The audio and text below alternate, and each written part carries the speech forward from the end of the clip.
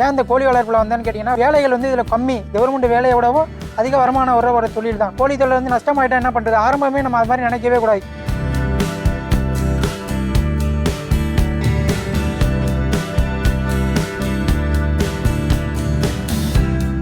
வணக்கம். நான் தஞ்சை மாவட்டத்தில் வந்து நாஞ்சிக்கோட்டை ரோட்டில் வந்து நாட்டுக்கோழி வளர்த்துக்கிட்டு இருக்கேன். என் பேர் வந்து அன்பழகன்.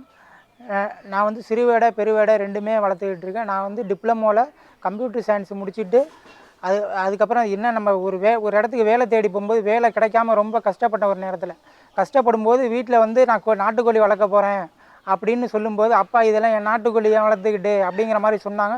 இல்லை நம்ம வளர்ப்போம் செய்வோம். பக்கத்தில் எனக்கு எப்படி இந்த ஆர்வம் வந்ததுன்னு கேட்டிங்கன்னா, பக்கத்தில் ஒருத்தவங்க பண்ணிகிட்டு இருந்தாங்க.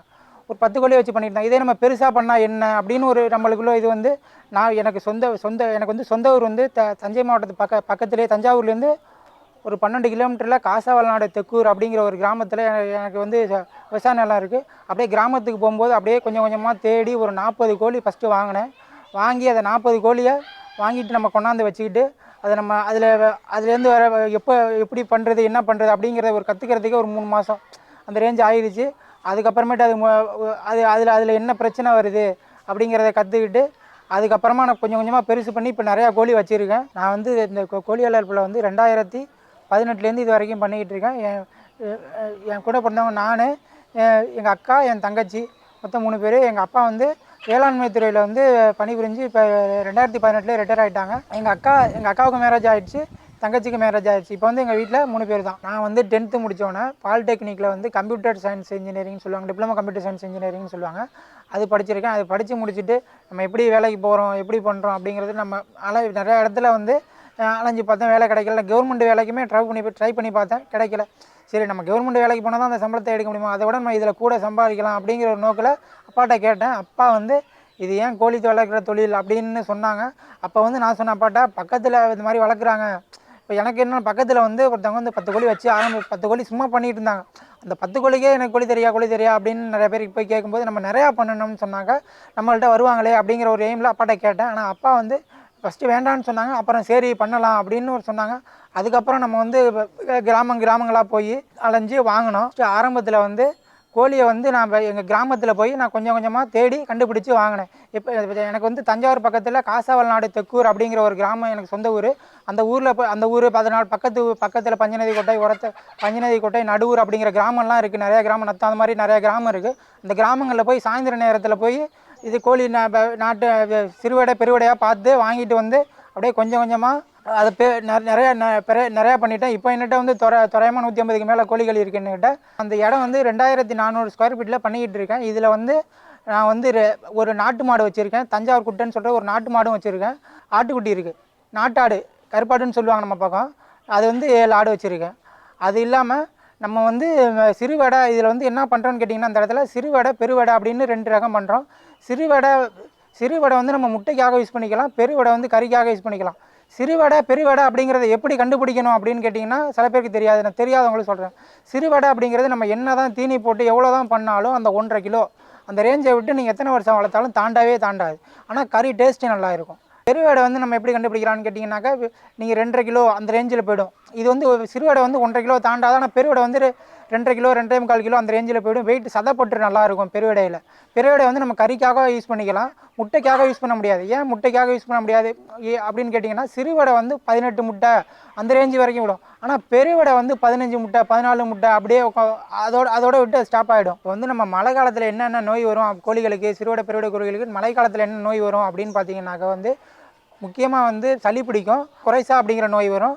அடுத்தது வந்து வெயில் காலத்தில் வந்து என்ன ஒரு நோய் வரும்னு பார்த்தீங்கன்னாக்கா வெள்ளை கழிச்சல் வரும். இப்போ முக்கியமாக வெள்ளை கழிச்சல் வரும். இப்போ வந்து நம்ம மழை காலத்தில் வந்து என்னென்ன அந்த சளி பிடிக்கிறதும் குறைசா நோய்க்கு வந்து என்ன மருத்துவம் அப்படின்னு பார்த்தீங்கன்னாக்கா வந்து ஆரம்ப காலகட்டத்திலேயே வந்து மஞ்சள் தூள், மிளகு, ஜீரகம், இஞ்சி, அப்புறம் வந்து குப்பைமேனி தழை, ஆடாதொடை இலை இதையெல்லாம் வந்து மிக்சியில் போட்டு நல்லா அடித்து அதுக்கப்புறம் வந்து நம்ம கோழிக்கு கொடுக்கக்கூடிய தீவனங்களில் வந்து அதை வந்து கலந்து கொடுக்கலாம். அதுலேருந்து என்ன தீவனத்தில் கலந்து கொடுக்கலாம், அரிசி அந்த மாதிரி தீவனத்தில் முதல் நாள் நைட்டே கலந்து வச்சுருந்தோம்னாக்கா நல்லா ஊறி போயிடும். ஊறி போகும்போது காலையில் நம்ம திறந்து விடும்போதே காலையிலே போட்டோம்னா அந்த வெறும் வயிறாக இருக்குது பார்த்திங்களா அந்த கோழி, அப்போ வந்து சாப்பிடும்போது அதுக்கு ஃபுல்லாக எடுத்துக்கும். அது நைட்டு ஃபுல்லாக வெறும் வயிறாக இருக்கும்போது விடிஞ்சு சாப்பிடும்போது டப்பா ஃபுல்லாக எடுத்துக்கும். ஃபுல்லாக எடுக்கும்போது அந்த மஞ்சளானது வந்து எதிர்ப்பு சக்தியை உண்டாக்கிடும்.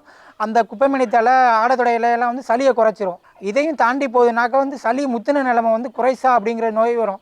அந்த குறைசா அப்படிங்கிறதோட அறிகுறி என்னான்னு கேட்டிங்கன்னா வந்து கண்ணு மூடிக்கும். ஃபஸ்ட்டு கண்ணு மூடிக்கும்.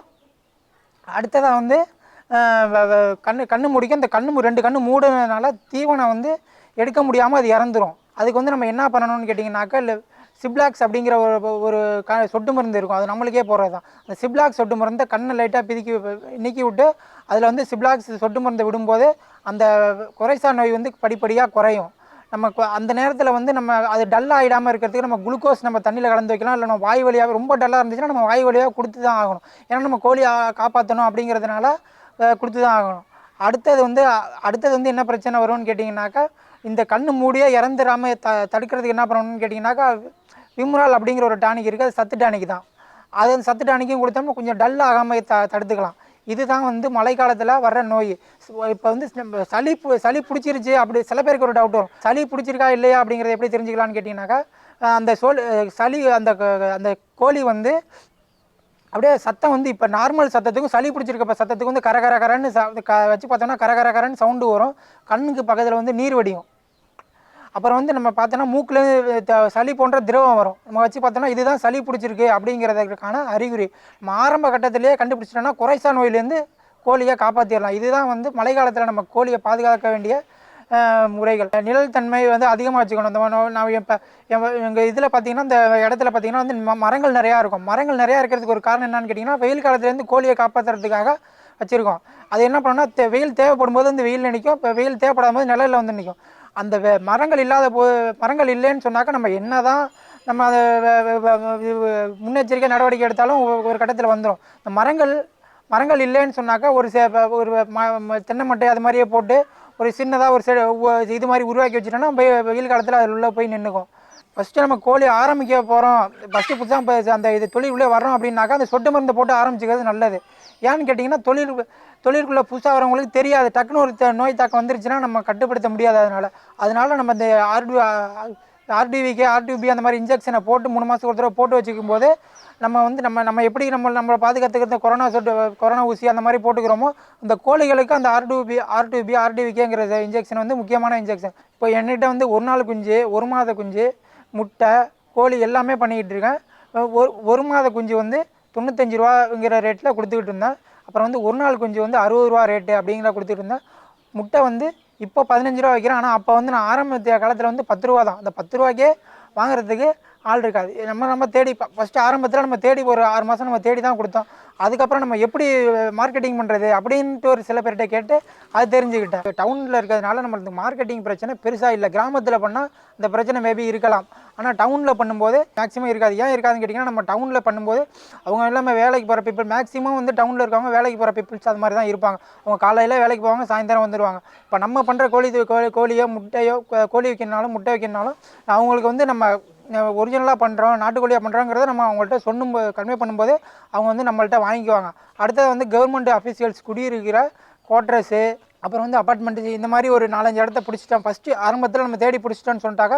அவங்க வந்து நம்ம ஒருத்தவங்கள்ட்ட கொடுக்குறோன்னு சொல்லிட்டாங்க. நம்மள்ட்ட தரமாக இருக்குது அப்படிங்கிறத அவங்கள்ட்ட சொல்லிடணும். ஃபஸ்ட்டு தரமாக இருக்குது கொடுக்குறோம் அப்படிங்கிறத வந்து நம்ம அவங்களுக்கு புரிய வச்சுட்டோன்னு சொல்லிட்டாங்க.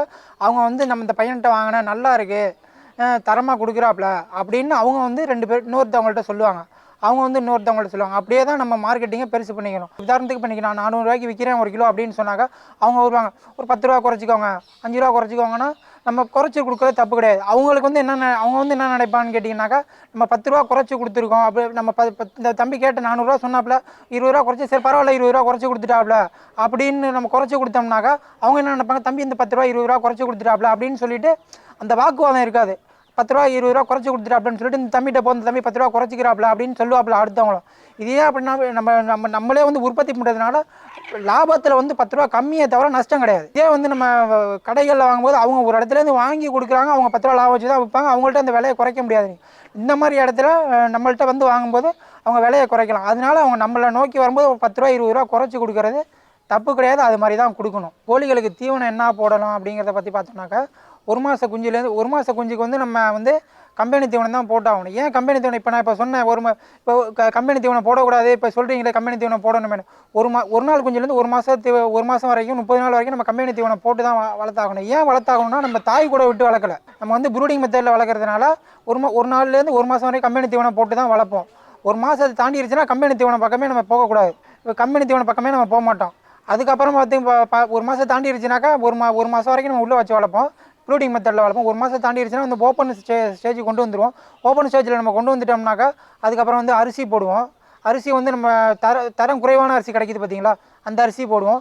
அதுக்கப்புறம் நெல் போடுவோம். அதுக்கப்புறம் வந்து கோதுமை போடுவோம். அதுக்கப்புறம் வந்து முருங்கைக்கீரை கொடுப்போம். அப்புறம் வந்து கோ4 கோ6 பில்லெல்லாம் கொடுப்போம். அதுக்கப்புறம் என்னன்னு கேட்டிங்கனாக்கா, நம்ம கோழி நிறையா இருக்க சமயத்தில் என்ன பண்ணுவோன்னு கேட்டிங்கன்னா, ஹோட்டல்ஸில் இந்த வேஸ்ட்டுன்னு சொல்லுவாங்கள்ல, வேஸ்ட்டுன்னா என்ன, காய்கறி வந்து முனில அடியிலலாம் நறுக்கி போடுவாங்க. அந்த கோழி நிறையா இருக்கும்போது நம்ம தீவனம் கட்டுப்படி ஆகாமல் அந்த மாதிரி அந்த ஹோட்டல்ஸில் வந்து வச்சுட்டு வந்துடுவோம். அவங்க வச்சு இது பண்ணிப்பாங்க, அதை எடுத்தாந்தும் போடுவோம்.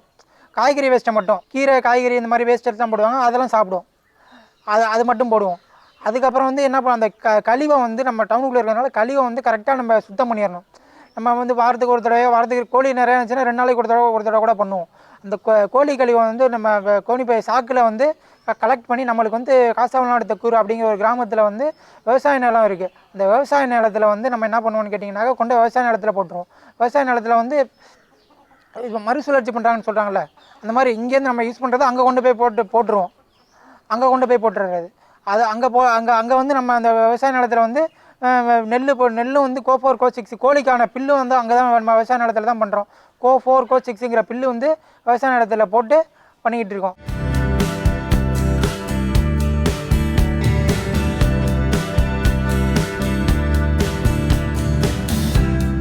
கோழி கழிவுகள் வந்து அதிகமாக தேங்க விடக்கூடாது. கோழி கழிவுகள் வந்து அந்த இடத்துல தேங்குனுச்சுன்னா அதனால் என்ன பிரச்சனை வரும்னா, அதில் ஃபங்கல் உண்டாகி கிருமிகள் உண்டாகி அந்த கோழியோட முடி கொட்ட ஆரம்பிச்சிடும். ஃபஸ்ட்டு அந்த கோழி முடி கொட்டும்போது அதனால் பாதிப்பு இதுனா கோழி ஷைனிங் குறைஞ்சிடும். அதனால் வந்து கோழி கழிவுகளை அது அதிகமாக தேங்காமல் பார்த்துக்கணும். சவால்கள் என்னென்னு பார்த்தீங்கன்னா, நம்ம ஆரம்ப காலகட்டத்தில் வந்து கோழிகள் வந்து நம்மளுக்கு என்ன மழை காலத்தில் என்ன பிரச்சனை வரும், வெயில் காலத்தில் என்ன பிரச்சனைன்னு தெரியாமல் கோழிகள் வந்து நிறையா செத்துருக்கு ஆரம்ப காலத்தில். ஏன் ஃபஸ்ட்டு நான் வந்து ஆரம்ப காலகட்டத்தில் ஏன்டா இந்த தொழில்கள் வந்தோன்னு ஒரு நேரம் நினச்சிருக்கேன். ஏன் நினச்சிருக்கேன்னு கேட்டிங்கன்னா, கோழிகள் வந்து அதிகமாக செத்துருக்கு. அதுக்கப்புறம் தான் நம்ம ஒரு தப்பு பண்ணுறோன்னு ஒரு இடத்துல வந்து நம்ம இது பண்ணுறோன்னா, நம்ம எந்த இடத்துல தப்பு பண்ணியிருக்கோம் அப்படிங்கிறத வந்து நம்ம ஃபஸ்ட்டு நம்ம தப்பு பண்ணியிருக்கோங்கிறத ஃபஸ்ட்டு நம்ம கண்டுபிடிச்சிக்கணும். ஆரம்ப காலகட்டத்தில் வந்து நான் ரொம்ப நிறையா சவால்களாக சந்திச்சிருக்கேன். ஏன் சந்திச்சிருக்கேன்னு கேட்டிங்கன்னாக்கா, வந்து கோழி வளர்ப்பு என்னானே ஒரு ஆர்வத்தில் ஃபஸ்ட்டு உள்ளே வந்துட்டேன். அதுக்கப்புறம் வந்து மழை காலத்தில் வந்து நிறையா கோழிகள் செத்துச்சு. அப்புறம் வந்து ஏன் சாகுது, நம்ம ஏதோ ஒரு இடத்துல தப்பு பண்ணுறோம் அப்படிங்கிறத ஃபஸ்ட்டு நான் அனலைஸ் பண்ணிட்டேன். அது எந்த இடத்துல தப்பு பண்ணுறோங்கிறத கண்டுபிடிச்சிட்டு, அதுக்கப்புறம் வந்து இந்த இடத்துல நம்ம தப்பு பண்ணியிருக்கோம், மீண்டும் இந்த தப்பை பண்ணக்கூடாது அப்படிங்கிறத வச்சு அதுக்கப்புறம் நம்ம அப்படியே வந்துட்டேன். இப்போ வந்து நம்ம செலவு என்னான்னு கேட்டிங்கன்னா, ஒரு நாளைக்கு 200 300 அது மாதிரி செலவு ஆகும். அப்புறம் வேறு என்னன்னு கேட்டிங்கன்னா, நம்ம ஒரு நாளைக்கு ஒரு முட்டை வந்து 15 ரூபா ரேட்டுக்கு கொடுத்துக்கிட்டு இருக்கோம். ஆரம்ப காலகட்டத்தில் ஆரம்பிக்கும் போது வந்து 10 ரூபா அது மாதிரி ஆரம்பித்தேன். இப்போ வந்து 15 ரூபான்னு கொடுத்துட்ருக்கோம். அப்புறம் வந்து ஒரு நாள் குஞ்சு வந்து ஒரு நாள் குஞ்சு வந்து 60 ரூபான்னு கொடுத்துக்கிட்டு இருக்கோம். ஒரு மாத குஞ்சு வந்து 95 ரூபான்னு கொடுக்குறோம். ஏன் ஒரு மாத குஞ்சு வந்து ஒரு நாள் குஞ்சு வந்து 60 ரூபா, ஒரு மாத குஞ்சு வந்து 95 ரூபா. அப்புறம் வந்து அது 30 நாளில் வந்து எனக்கு வந்து வளர்க்குறதுக்கு ஒரு நாளைக்கு வந்து 1 ரூபா சார்ஜ், 30 ரூபா 95 ரூபா வந்துடும், 95 ரூபா. அப்புறம் என்னன்னு கேட்டிங்கன்னா, கறி வந்து 380 ரூபான்னு போகும். இங்கே வந்து பக்கத்தில் இப்போ பெரிய மார்க்கெட்டில் வந்து என்ன ரேட்டோ அதோட 20 ரூபா 30 ரூபா அது மாதிரி குறைச்சி வைப்போம். 380 ரூபா நான் 380 ரூபான்னு கொடுத்துக்கிட்டு இருக்கேன். இப்போ என்ன ரேட்டு 380 ரூபான்னு கொடுப்பேன் கிலோ. இதுதான் நம்மளுக்கு லாபகரமானு கேட்டிங்கன்னா லாபகரம் தான். சில பேர் கோழி தொழில் வந்து நஷ்டமாயிட்டா என்ன பண்ணுறது, ஆரம்பமே நம்ம அது மாதிரி நினைக்கவே கூடாது. எந்த தொழிலையுமே நஷ்டம் இல்லாத தொழில்னு கேட்டிங்கன்னா எதுவுமே கிடையாது. எல்லாத்துலேயுமே ஒரு ட்ராபேக் இருக்கும். அது மாதிரி இதுலேயும் இருக்கும். நம்ம வராமல் அந்த நஷ்டங்கள் வராமல் நம்ம எப்படி வர்றோங்கிறது நம்ம செய்கிற தொழிலில் நம்ம அதில் உள்ளே வந்து ஃபுல்லாகவே இருக்கணும். இப்போ நம்ம 10 கோழியை வாங்கி விட்றோம், நம்ம வந்து இப்போ பக்கத்தில் வேலை இருக்குது, அங்கே வேலை இருக்குது, இங்கே வேலை இருக்குதுன்னு போனோம்னா இது நம்ம வந்து தீனி போடாமல் போயிடுவோம். தீனி போடாமல் போகும்போது அதில் என்ன ஒரு ட்ராபேக் வரும்னு கேட்டிங்கன்னா, தீனி சாப்பிடாமல் முட்டை குறையும். ஃபஸ்ட்டு நீங்கள் கரெக்டாக முட்டை தீவனம்லாம் கரெக்டாக கொடுக்குறீங்கன்னாக்கா முட்டை கரெக்டாக விட்டுட்ருக்கோம். நீங்கள் அதே வந்து நம்ம எல்லோரும் சொல்கிறாங்க, அவங்க இந்த பையன் பண்ணுறாப்லையே கோழி நல்லா லாபங்கிறாப்லையே நம்மளும் பண்ணலாம். ஆனால் நம்ம அதுக்குள்ளேயே ஃபுல்லாக இருந்து பண்ணணும். இல்லாமல் 10 கோழியை வாங்கி விட்டோம், நம்ம வந்து நம்மளுக்கு வெளியில் வேலை இருக்குது, நம்ம ஒரு கம்பெனியில் எங்கேயோ வேலை பார்க்குறோம், 10 கோழியை வாங்கி விட்றோம் அப்படின்னாக்கா அதில் லாபமாக இருக்குமானா இருக்காது. ஏன் இருக்காதுன்னா நம்ம ஃபுல்லாக அதிலே இருக்கணும். நம்ம 10 கோழியை வாங்கி விட்டால் தீவனத்தை வச்சுட்டா தின்னுருச்சா அப்படின்னு அது வந்து தீவன தட்டில் தீவனம் இருக்கான்னு பார்க்குறது கூட ஆள் இருக்க மாட்டோம். நம்ம சாயந்தரம் தான் வரும். அப்படி இருக்கும்போது முட்டை குறையும், வெயிட்டு குறையும், கோழி வந்து பொறுப்பு திறன் குறையும், இது எல்லாமே குறையும். அதனால வந்து நம்ம என்னன்னா ஃபுல் அண்ட் ஃபுல் அது கோழி அந்த இடத்துல நம்ம பக்கத்தில் இருந்து பண்ணுறதுனால லாபகரமான நல்ல லாபம். நம்ம வந்து அது வந்து நல்ல லாபம் தான். நம்ம அந்த லாபத்தை வந்து நம்ம ஃபுல்லாக வந்து அதில் இருந்து அதை செய்யணும். அதை விட்டுட்டு நம்ம வந்து வெளியில் எங்கேயுமே இதை ரெண்டு தொழிலாக பண்ணக்கூடாது. இதையுமே ஒரு சைடாக பண்ணக்கூடாது. முழுமையாக இருந்து பண்ணால் இதிலே பண்ணாக்கா லாபம்னா லாபம் தான். நம்ம வந்து பக்கத்தில் வீடு இருக்கிறதுனால நம்மளுக்கு வந்து இந்த பார்த்துக்கிறதுக்கு வேலை நம்ம பிரச்சனை கிடையாது. நம்ம வெளியில் போனாலும் நம்ம வீட்டில் உள்ளவங்க பார்த்துக்குவாங்க. அந்த மாதிரி இடம் நம்ம இடம் பக்கத்து இது டவுனாக இருக்கிறதுனால நம்ம வந்து என்ன பண்ணுறோன்னு கேட்டிங்கன்னா சுத்தம் வந்து அடிக்கடி பண்ணணும். கிராமங்களில் அது தேவைப்படாது. நம்ம வெளியில் நம்ம 2400 சதுர அடிக்குள்ளேயே பண்ணும்போது நம்ம சுத்தம் வந்து கரெக்டாக பண்ணிக்கிட்டே இருக்கணும். இல்லைன்னு சொன்னாக்கா வந்து ஸ்மெல் வரும். மழை காலங்களில் ஸ்மெல் அதிகமாக வரும். அதனால் குறைச்சிருவோம் கொஞ்சம். 250 கோழி நம்மள்ட்ட இருக்குது அப்படின்னு சொன்னாக்கா அதில் எவ்வளோ வருமானம் வரும்னா ஒரு 75 ரூபா மாதம் வருமானம் ஒரு 75 ரூபா வரும். செலவு வந்து ஒரு 15 ரூபா போயிடும். எப்படி 15 ரூபா நெல் வாங்குறது நம்ம வெளியிலேருந்து இப்போ என்கிட்ட பிரச்சனை வெளியில் வாங்குறவங்க நெல் வந்து ஒரு கிலோ 20 ரூபா அப்படிங்கிற ரேஞ்சுக்கு வாங்கி ஆகணும். செலவு இருக்குது, பெட்ரோல் செலவு, இந்த செலவெல்லாம் போக 15,000 செலவாயிடும். பாக்கி 60,000 மிச்சப்படும். மழைக்காலங்களில் வந்து அந்த வருமானம் குறையும். மழை ஏன் குறையுன்னு கேட்டிங்கன்னா நம்ம கோழியை குறைச்சிரும், அந்த வருமானம் குறையும். அதுக்கப்புறம் என்னன்னு கேட்டிங்கன்னாக்கா அந்த மழைக்காலங்களில் குறையிற வருமானம் வெயில் காலத்தில் நம்ம எடுத்துடலாம். எப்படி எடுக்கலாம்னு கேட்டிங்கன்னா மழை காலத்தில் நம்ம வெயில் காலத்தில் நம்ம கோழியை வந்து அதிகப்படுத்திடுவோம். அதிகப்படுத்தும் போது அந்த வருமானம் இன்க்ரீஸ் ஆகிடும். இப்போ இந்த மாதத்துலேருந்து ஒரு ஜனவரி மாதம் வரையும் வருமானம் வந்து ரொம்ப கம்மியாக தான் போயிட்டுருக்கோம். கம்மியாக போயிட்டுருக்கோன்னா நம்ம குஞ்சு உற்பத்தி இருக்காது. அப்புறம் வந்து முட்டை குறையும். முட்டை ஏன் குறையுன்னு கேட்டிங்கன்னா மழைக்கால மழை வெயிலுக்கு அதிகமாக இருக்கிறதுனால வந்து வைட்டமின் டி கிடைக்காது கோழிக்கு. வைட்டமின் டி தான் வந்து கோழிக்கு முக்கியம். முட்டை போடுறதுக்கு வந்து முக்கியமான சத்து. வைட்டமின் டி இல்லாமல் முட்டை குறையும். முட்டை குறையும் போது நம்ம கோழி குஞ்சும் குறையும் போது வந்து வருமானம் குறையும். அதே நம்ம வெயில் காலம் போயிட்டோம்னு கேட்டிங்கன்னாக்கா முட்டை வந்து நிறையா விட ஆரம்பிச்சிடும். நம்ம குஞ்சு உற்பத்தி இருக்குது. ஒரு 250 கோழி இருக்குதுன்னு சொன்னாக்க நம்மள்ட்ட ஒரு மாதம் வந்து ஒரு 300 ஒரு நாள் குஞ்சு வைக்கலாம். ஒரு மாத குஞ்சு வந்து ஒரு 200 விற்கலாம். ஜனவரி மாதம் அந்த மாதிரி போயிடுச்சுனாக்கா அது மாதிரி போயிடுச்சுனாக்கா வந்து மாதம் வந்து நம்மளுக்கு எப்படியும் குறைஞ்சது 75,000 லாபம் கிடைச்சாலும் செலவு போக நம்ம கைக்கு 60,000 மிச்சப்படும். அந்த வெளியில் வேலைக்கு போனால் கூட இந்த அளவுக்கு வருமானம் வராது. கவர்மெண்ட் வேலையிலேயே இந்த அளவுக்கு வருமானம் எனக்கு தெரியாது. அது தெரியல, இவ்வளோ வருமானம் எனக்கு தெரியாது. ஆனால் அதை விடவும் இதில் வருமானம் வருது. கவர்மெண்ட் வேலையே பார்க்கணுன்னா இது கவர்மெண்ட் வேலையை விடவும் அதிக வருமானம் வர ஒரு தொழில் தான். நம்ம இதை பண்ணணும்னா கரெக்டாக பண்ணணும். நம்ம இப்போ வேறு வேலை இந்த முழு நேரமாக இதில் இருந்து பண்ணும்போது அந்த கவர்மெண்ட் வேலையோடவும் அதிக லாபத்தை இதில் எடுக்கலாம். இதில் எப்போ வருமானம் கொஞ்சம் குறையும்னு கேட்டிங்கன்னா அந்த மழை காலங்களில் ஒரு 3 மாதங்கள் வருமானம் குறையும். அதுக்கு ரீசன் தான் இப்போ நான் சொன்னது. இந்த இதெல்லாம் மற்றபடி வெயில் காலம் ஆரம்பிச்சிருச்சுன்னா நம்ம இந்த 3 மாதம் குறைஞ்சிச்சு பாருங்கள் வருமானம். இதை அப்படியே அந்த நேரத்தில் டாப்பாக தூக்கி இப்போ குறைய வருமானத்தை டபுளாக எடுத்துடலாம் அப்படியே வெயில் காலத்தில். இதுதான் வந்து நம்ம இதோட வருமானம்னு கேட்டிங்கன்னா இதுதான். என்கிட்டே வந்து விவசாய நிலங்கள் இருக்குது. ஆனால் விவசாய நிலங்கள் ஏன் இந்த கோழி வளர்ப்பில் வந்தேன்னு கேட்டிங்கன்னா அந்த நெல் பயிர் பண்ணுறதோ அதோட வேலைகள் வந்து இதில் கம்மி. அதில் வந்து நம்ம அந்த காலகாலத்தில் மருந்து அடிக்கணும், அந்த தண்ணி காலையிலையும் ஒரு தண்ணி கட்டணும். இதில் வந்து என்ன மாடு வளர்ப்பு எடுத்துக்கிட்டிங்கனாலும் நம்ம காலையில் விட்டினா தீவனம் போட்டுக்கிட்டே இருக்கணும். அது வீட்டில் ஆள் இல்லைன்னா கூட அது வீட்டில் ஆள் இல்லாமல் அது இருக்க முடியாது. ஏன்னா நம்ம சாயந்தரம் பால் கறந்தோம். கறவை மாடு வச்சுருக்கோம்னா சொன்னாமக்கா சாயந்தரம் பால் கறக்கணும், காலையில் பால் கறக்கணும். இதில் அப்படி கிடையாது. நாட்டுக்கோழியை பொறுத்தளவு அப்படி கிடையாது. என்னான்னு கேட்டிங்கன்னா இதில் வந்து என்ன நம்ம தீவனத்தை வந்து வச்சுட்டு போயிட்டோம்னாக்கா அது சாப்பிட்டுக்கிட்டே இருக்கும். இதில் வந்து வேலைகள் கம்மி, அலைச்சல்கள் கம்மி.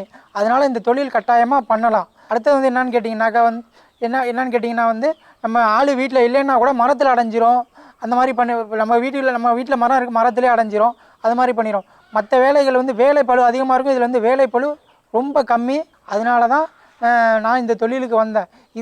என்னை பொறுத்தளவு எனக்கு சூட்டபிளான தொழில் இது. ஏன்னு கேட்டிங்கன்னா எனக்கு வந்து நான் மாற்றுத்திறனாளி அப்படிங்கிறதுனாலவும் எனக்கு வந்து இது சூட்டபிளான தொழில். 70% எனக்கு மட்டும் 3% கவர்மெண்ட்டில் போட்டிருக்காங்க. ஆனால் என்னையை பொறுத்தளவு இது வந்து எனக்கு சூட்டபிளான தொழில். இப்போ வந்து இது வந்து ஈஸியான தொழில் தான். நானே வந்து ஒரு மாற்றுத்திறனாளியாக இருந்து இவ்வளோ லாபம் சம்பாதிக்கிறேன் அப்படின்னாக்கா இன்னும் நல்லா இருக்கவங்க எவ்வளவோ பண்ணலாம். இதை விட அதிக லாபமாக பண்ணலாம். இப்போ நான் 60,000 சம்பாதிக்கணும், அதை விட கூடுதலாகவும் நீங்கள் பண்ணலாம், ஒரு பெரிய இடத்துலையும் பண்ணலாம். ஆனால் நானே பண்ணும்போது நீங்கள் இதை விட பெரிய லாபம் எடுக்கலாம். இது வந்து ரொம்ப லாபகரமான தொழில் தான்.